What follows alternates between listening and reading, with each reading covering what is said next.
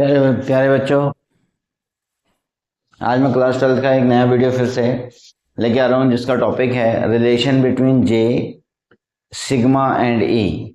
ठीक है, किसके बेसिस पे? Relation between J, sigma and E. यहाँ पे जे स्टैंड फॉर है करंट डेंसिटी और ई स्टैंड फॉर है आपके पास इलेक्ट्रिक फील्ड, और सिग्मा जो है वो है आपके पास रेसिस्टिविटी, कंडक्टिविटी का सॉरी यस रेसिस्टिविटी का उल्टा होता है कंडक्टिविटी। कंडक्टिविटी के बीच में एक रिलेशन फाइंड आउट करना है, तो उसको हम आज लेके चलेंगे।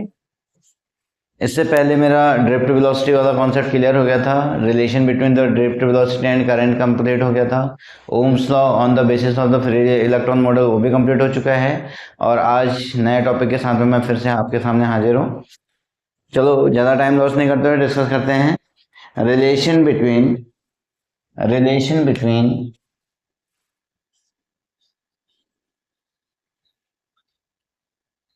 relation between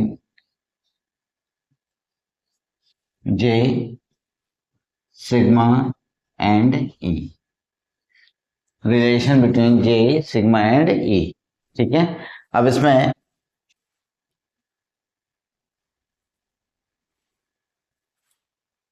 पहली बात तो J क्या है उसको हम निकालते हैं। J का मतलब होता है यहाँ पे करंट डेंसिटी,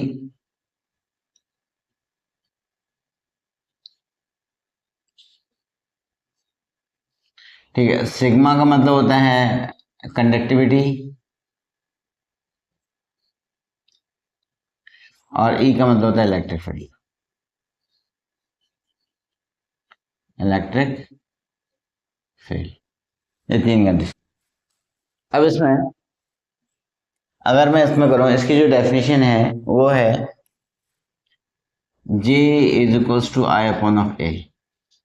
इसकी जो डेफिनेशन है rho equals to one upon of sigma, one upon of rho, और E इक्वल्स टू इसका है V अपॉन ऑफ। अब इसको चलते हैं स्टार्टिंग से लेके जो आपके पास now now J is equals to I upon of A. Now J is equals to I upon of A, so this imply that J is equals to I. I का मतलब होता है V upon of R into of A. ठीक है, V upon of R into of A. अब यहाँ से फिर से J की वैल्यू हम देखें तो V की वैल्यू रखेंगे यहाँ से E upon of L, E L upon of R into of A. ये हो गया, जे आ चुका है, ई आ चुका है। अब हमें किसकी नीड है? रो की। अच्छा, रो की वैल्यू क्या होती है? आर की वैल्यू रख देते हैं E L upon of rho L upon of A into of A.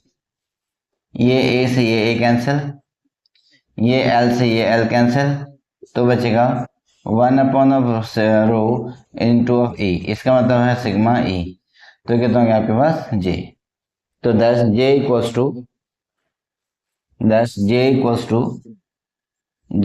To sigma into of E. बच्चों ये आपकी कंडीशन आ गई इसमें, relation between the current density of. ठीक। अच्छा, अब यहाँ पर आपके पास as I is equals to V equals to I R. Ohm's law में होता है V equals to I R, तो उसकी वजह से यहाँ से हम आई निकाल देंगे, तो आई इक्वल्स टू कितना हो गया? I equals to V upon of R. ये इसके लिए हो गया। और इसमें था E equals to V upon of L, तो वी इक्वल्स टू कितना हो गया? E into of L. इसको मैंने इसमें रखा, इस वाले पार्ट में, और ये वाला पार्ट आई की वैल्यू इसमें रख दी। अब उसके बाद यहाँ पे आता है R equals to rho L upon of A, तो इसकी वैल्यू मैंने इसमें रख दी, और लास्ट में सॉल्व करके ये सारी चीज़ें आपकी आ गई हैं। ठीक है, होप दैट ये बहुत ज़्यादा टफ टॉपिक तो नहीं था, लेकिन फिर भी रिलेशन बिटवीन टू में किस किस के बीच में? इलेक्ट्रिक फील्ड, सिग्मा और करंट डेंसिटी जे के फॉर्म में। अब उसके बाद नेक्स्ट टॉपिक है, ये थोड़ा सा भारी है, mobility of a charge carrier. दूसरा है mobility of charge carrier.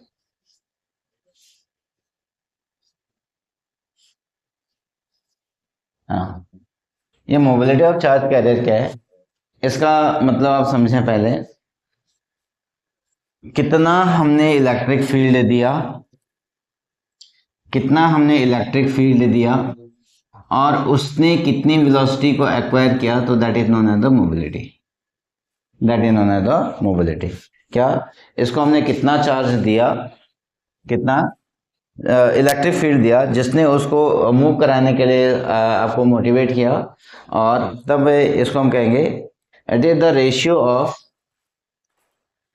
The drift velocity acquired, इसको हम कहेंगे the drift velocity acquired by electron, dot drift velocity acquired by the electron in an external या per unit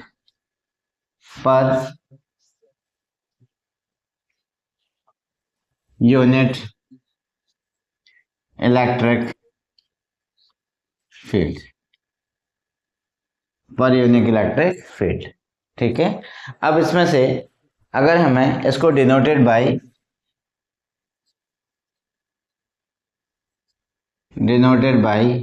mu, so mu equals to V D upon of E, mu equals to V D upon of E. ठीक है, अब हमारे पास एक ये था, as V D equals to, अगर हम इसको याद करें तो क्या होगा हमारे पास, हमने एक कंडीशन निकाली थी Q e upon of tau, याद करो जब हमने इसमें एक्सेलरेशन निकाला था इसके पहले वाले लेक्चर में, तो उसमें से आया था हमारे पास है q e upon of m equals to tau, ये आ गया। तो यहाँ पे अगर हम वी डी की वैल्यू रख देंगे, वी डी की वैल्यू उठा के इसमें रख देंगे, तो क्या होगा हमारे पास, तो mu equals to q e tau upon of e into m, इससे ये कैंसिल, तो मोबिलिटी इक्वल्स टू कितना हो जाएगा, q e upon of q tau upon of m, q tau upon of m, ये आ गया।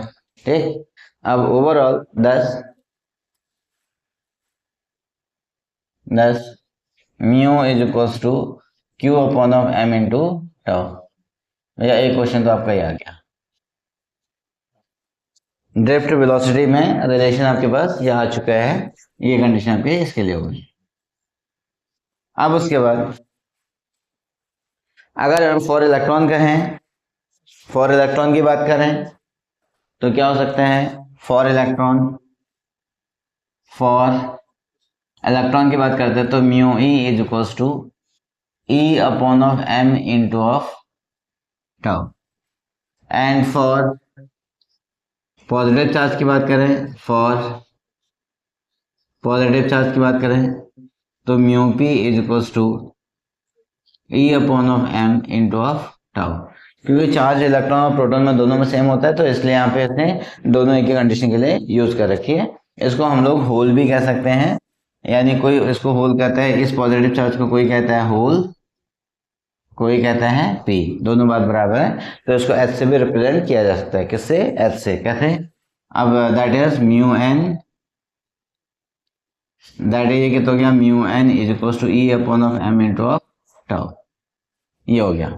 ठीक, ये कंडीशन आपके लिए, इसके लिए कंडीशन चेंज हो गई, एक हो गया म्यू ई, एक हो गया म्यू टाउ। ठीक, अब इसमें mobility of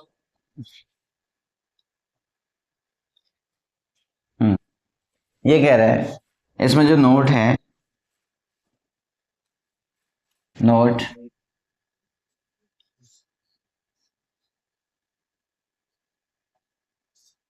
mobility of both positive and negative charge, mobility of both positive and negative charge are positive as Vd is opposite to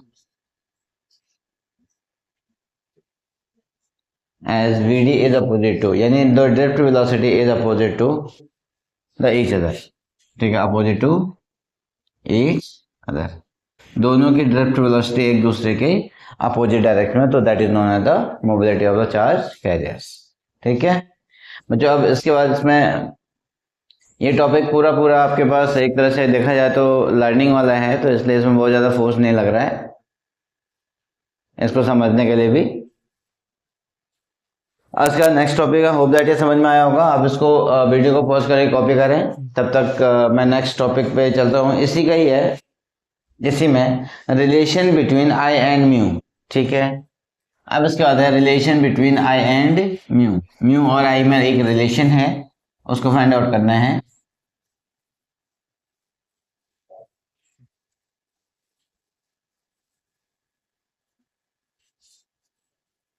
relation between I and mu. ठीक, as I equals to as I equals to as I is equals to NEAVD and mu equals to VD equals to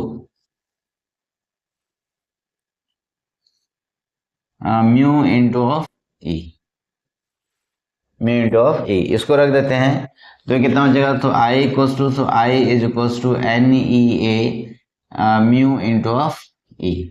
ये आ गया, क्या है, NEA mu into of E. ठीक, अब इसके बाद किसका हो गया, relation between I and mu. ठीक, ये कंडीशन आपके लिए आ गई।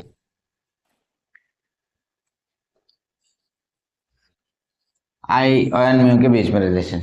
अब उसका नेक्स्ट है relation between the I and for semi conductor. ये तो था कंडक्टर के लिए, for semi conductor. Semi conductor के लिए थोड़ा सा अच्छा है, फॉर सेमी कंडक्टर।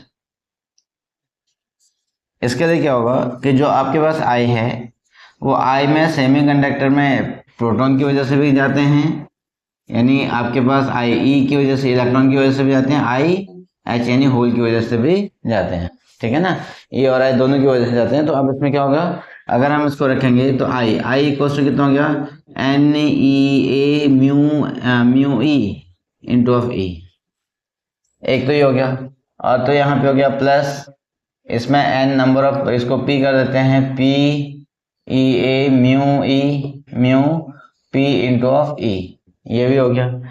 p का मतलब हो गया नंबर ऑफ प्रोटॉन, वहां पे इलेक्ट्रॉन के लिए यूज कर रहे हैं तो यहाँ पे प्रोटॉन के लिए यूज कर रहे हैं। अब इन दोनों में क्या क्या कॉमन है, e कॉमन है, a कॉमन है और e कॉमन है। e a और a कॉमन है तो कितना हो जाएगा, n mu e plus of p mu p। कोई इसको h भी कहता है, कोई इसको h भी कहता है। तो अब इसके लिए आपको टोटल कंडीशन कितनी आ गई, सेमीकंडक्टर के लिए I कितना हो गया, I is equals to EAE N mu E and plus of P mu P। ये हो गया आपके पास सेमीकंडक्टर में करंट। ये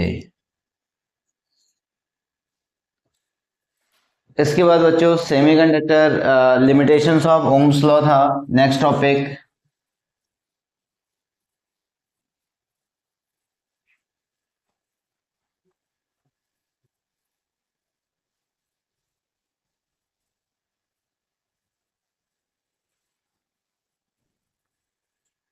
limitations of Ohm's law, limitations of Ohm's law यहाँ पे है, लिमिटेशंस ऑफ ओम्स लॉ। ये होगी, इसमें क्या है, V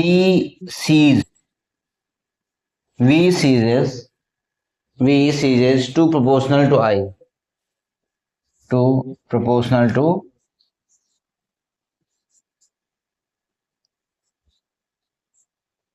V seizes to proportional to I। मतलब जैसे हमने V को बढ़ाया तो I उस रीजन में नहीं बढ़ता है, इसकी वजह से कह देते हैं कि V seizes to proportional to I।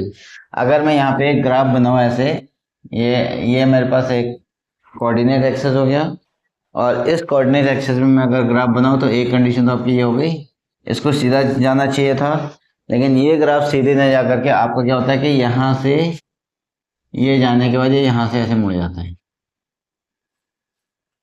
ठीक है। इसको ग्राफ जाना चाहिए था ओम्स लॉ के अकॉर्डिंग, ये विदाउट ओम्स लॉ है। ये क्या हो गया कि यहाँ से सीज कर दे रहा है, थोड़ा सा टर्न कर दे रहा है, तो डायरेक्टली प्रोपोर्शनल नहीं हुआ, ठीक। एक लिमिटेशंस तो ये आ गई। अब दूसरी लिमिटेशंस आपकी है, इसकी दूसरी लिमिटेशंस है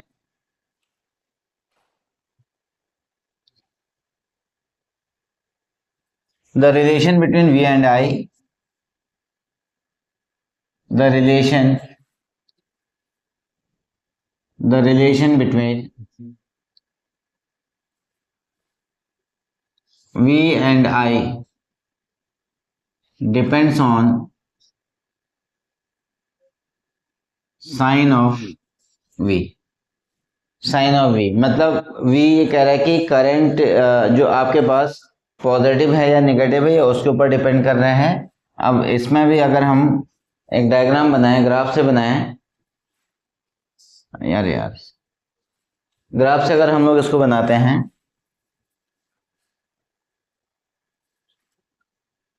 ये है, ये ग्राफ है, ठीक।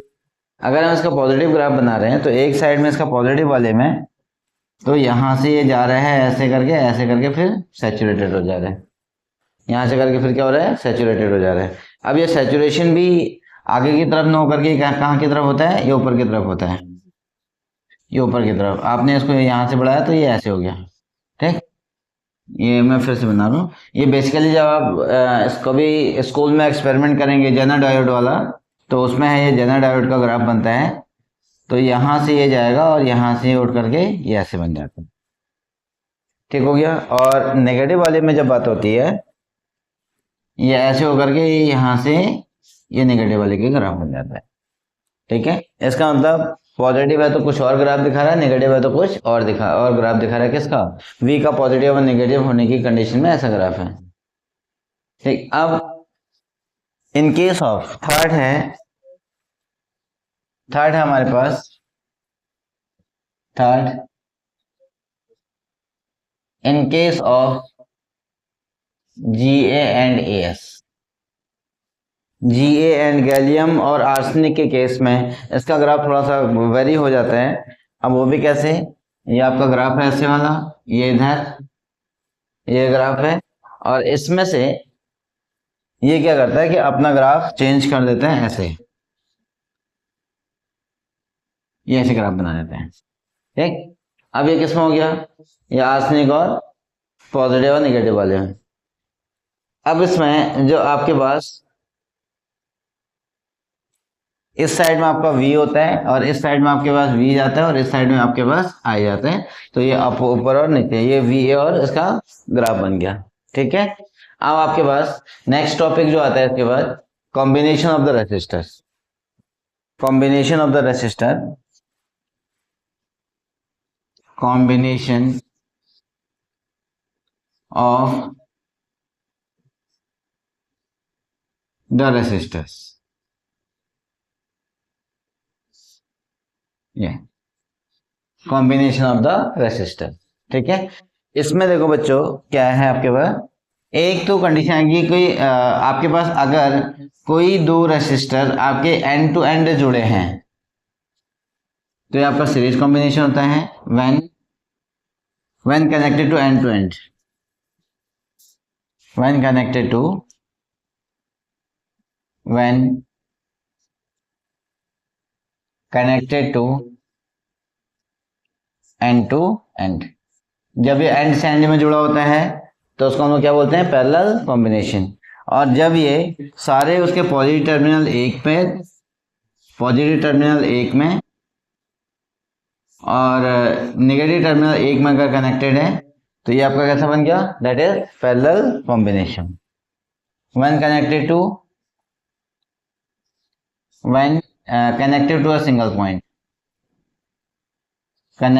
अ सिंगल पॉइंट, जब ये सिंगल पॉइंट से कनेक्ट होता है तो तब आपके पास ये बनती है, ठीक है। इसको हम लोग क्या कहते हैं, इस वाले को सीरीज कॉम्बिनेशन है, ये आपके पास सीरीज कॉम्बिनेशन है, और ये आपके पास पैरेलल कॉम्बिनेशन है। होप दैट इतना समझ में आया होगा। है ना। अब तब तक आप इसको वीडियो को पॉज करके कॉपी कर लें, और हाँ, चैनल को लाइक शेयर एंड सब्सक्राइब करना ना भूलें, और वीडियोज आपको लगातार मिलती रहेंगी, और इस तरह मेरा हौसला बढ़ाते रहें। चलो तब तक वीडियो को पॉज करके कॉपी करें। अब इसके बाद नेक्स्ट टॉपिक है equivalent resistance. Equivalent resistance of the combination of the resistors.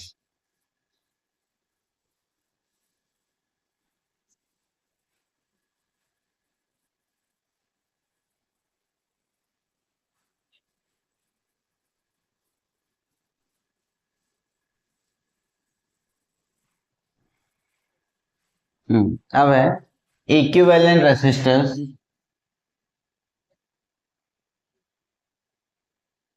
Equivalent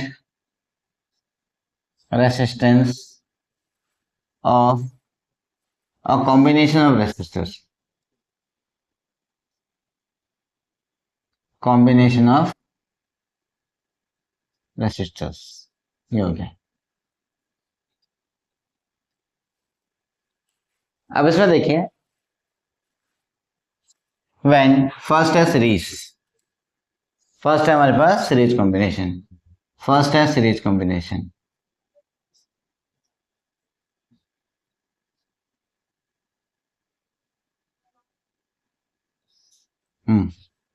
when three resistors of the resistances, when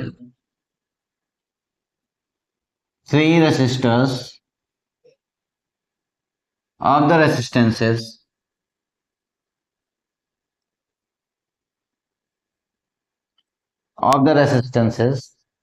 R1, R2 and R3, R1, R2 and R3 are connected in series, are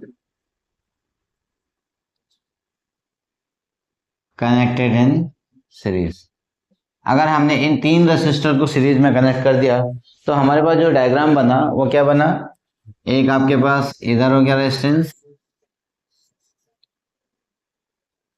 एक resistance ये, एक resistance ये, और एक resistance ये हो गया R1, ये हो गया R2, और ये बचेगा R3। ठीक हो गया। अब इसको एक पोटेंशियल से हमने कनेक्ट कर दिया है, यहां से हमने इसको एक पोटेंशियल से कनेक्ट कर दिया, सोर्स ऑफ पोटेंशियल, ये ऐसे हो गया। और सपोज दैट ये आपका पॉजिटिव टर्मिनल है, ये नेगेटिव टर्मिनल और ये पॉजिटिव टर्मिनल है। इसमें जो पोटेंशियल होता है आपके पास, इसका जो पोटेंशियल होता है वो होता है आपके पास V1, इसका जो पोटेंशियल होता है वो होता है V2, इसका जो पोटेंशियल होता है वो होता है V3। एक हो गया V1, V2 और V3। अब इसमें चेक करो नाउ, अच्छा सीरीज कॉम्बिनेशन में, सीरीज कॉम्बिनेशन में आपका क्या कांस्टेंट रहते हैं, current is always, I is always constant, I is always constant. Series combination में क्या कांस्टेंट है, I हमेशा कांस्टेंट है, ठीक है। और लेकिन इसका जो V है, इसका जो पोटेंशियल है, but V is equals to V1 plus V2 plus of V3, लेकिन जो सोर्स पोटेंशियल है वो सारे इंडिविजुअल के पोटेंशियल के सम के इक्वल होते हैं। ठीक है बच्चों। अब इसको हम सॉल्व करेंगे, तो by Ohm's law, by Ohm's law V equals to IR, तो अब यहाँ पे V इक्वल्स टू कितना हो गया, V equals to R equivalent equals to IR1 plus of IR2 and plus of IR3, ये बचेगा। तो यहाँ से I कॉमन हो गया तो R equivalent is equals to R, ये बचेगा तो बचेगा R1 plus of R2 plus of R3, I से I कैंसिल तो बचेगा R equivalent equals to R1 और plus of R2 plus of R3। तो 10 R equivalent equals to 10 R equivalent,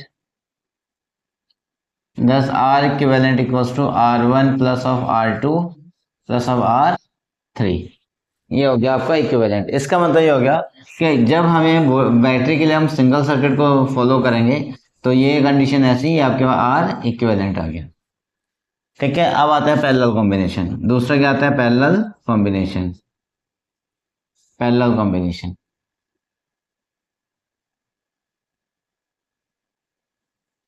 मुझे इसमें ध्यान रखना, जो आर है ना, आर इक्विवेलेंट है वो R1 plus R2 plus R3 है, यानी तीनों के सम के इक्वल है। तो इसका मतलब इसका जो आर इक्विवेलेंट होगा सबसे बड़े से भी बड़ा होगा। ठीक है, तो अब यहाँ पे क्या होगा?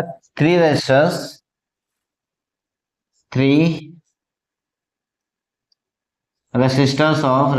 of resistances, three resistors of the resistances R1, R2 and R3 are connected in parallel. Combination. वो आपके पैरेलल कॉम्बिनेशन में कनेक्टेड होंगे। ठीक, तो इसका डायग्राम कैसे बनेगा? इसका डायग्राम आपको बनना है, ये सारे एक ऐसे गया, यहाँ से ऐसे हो गया, फिर ऐसे गया, इधर से ये बना, फिर ऐसे हुआ, इधर से ये बन गया। ठीक है, इसको एक कोई एक्सटर्नल सोर्स से कनेक्ट कर रखा है, तो यहाँ पे पॉजिटिव हो गया, ये नेगेटिव हो गया। आप जान रहे हैं कि ये R1, ये आपके R1 है, ये आपका R2 है, ये आपका R3 है। ठीक, अब इसमें से अब इस पैरेलल कॉम्बिनेशन के लिए, इन पैरेलल कॉम्बिनेशन,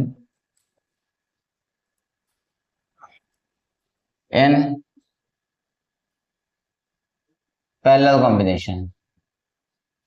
कॉम्बिनेशन में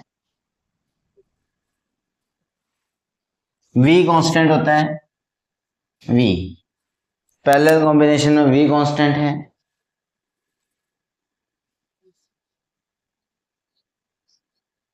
कौन सा कांस्टेंट है? V कांस्टेंट है। लेकिन जो I है, but I is equals to I1 plus of I2 plus of I3, ये हो गया। अभी I1 की वैल्यू कितनी होगी? I इक्वल्स टू कितना हो गया? I इक्वल्स टू हो गया बच्चा आपके पास ओम्स लॉ के according V upon of R1, V upon of R equivalent equals to V upon of R1 and plus of V upon of R2 and plus of V upon of R3। इसमें से V upon of R equivalent ही हो गया, equals to V common आ गया, 1 upon of R1 plus 1 upon of R2 and plus of 1 upon of R3, ये हो गया। V से V cancel, 1 upon of R equivalent equals to 1 upon of R1 plus 1 upon of R2 and plus of 1 upon of R3। ठीक, तो 10 इसका जो equivalent आएगा, तो 10 1 upon of R equivalent equals to 1 upon of R1 plus 1 upon of R2 plus 1 upon of R3, ये इसके लिए आ गया। ये हो गया आपके पास पैरेलल कॉम्बिनेशन का। अब इसमें आपको ध्यान ये रखना है कि पैरेलल कॉम्बिनेशन में जो रेजिस्टेंस होगा वो सबसे छोटे रेजिस्टेंस से भी छोटा आएगा। ठीक है, इसमें क्या कहते हैं कि इसमें जो आपका जो स्मॉलेस्ट है, R equivalent is the smaller than the smallest equivalent resistance. ठीक है बच्चों, होप दैट इतना लेक्चर समझ में आया होगा, और इसको कॉपी करके, वीडियो को पॉज करके कॉपी करते रहें। हाँ, पढ़ाई करते रहें। बोर्ड के लिए आपके बहुत सारे शुभकामनाओं के साथ में आज ये वाला लेक्चर यहीं पे खत्म करता हूँ, और उसके बाद फिर नेक्स्ट लेक्चर को हम करेंगे जिसमें हमारा होगा रेसिस्टिविटी और टेम्परेचर डिपेंडेंसी के ऊपर, और उसके बाद हम इलेक्ट्रिकल एनर्जी और पावर पे आएंगे, तब हम सेल पे चले जाएंगे, और लास्ट में इस टॉपिक का, इस चैप्टर का बहुत इंपॉर्टेंट टॉपिक है वो है किरचॉफ लॉ, उसको फिर आगे कंटिन्यू करेंगे। Till then bye bye. हाँ, जाने से पहले चैनल को लाइक शेयर एंड सब्सक्राइब जरूर कर दें।